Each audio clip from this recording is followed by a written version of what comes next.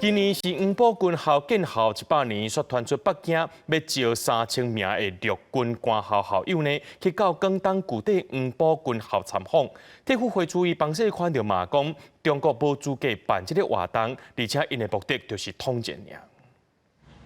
今年是黄埔军校创立100周年，团出北京积极筹划陆军官校校友6月16前后到广东省广州黄埔军校故址参访，佮设定100团，每团大约30人的目标。也毋过体育会主委彭世宽批评，中共无资格办黄埔100年，佮较充满统战意识，唔相信有3000人会去。中共到底有没有资格办黄埔100年？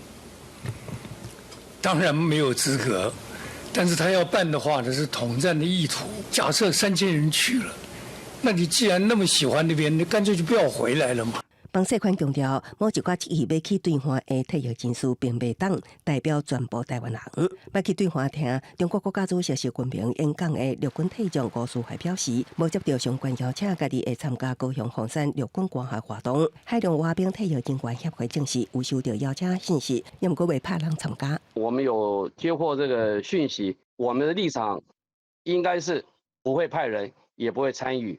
现任的弟兄还都蓄守在金马这一线，那既然我们是退役的人员，我们自然就是他们的后盾。我基本上不会去。中共这活动基本上他是承认中华民国，承认黄埔军校。我想可能会有黄埔校友愿意去，但是绝不可能到3000人这么多。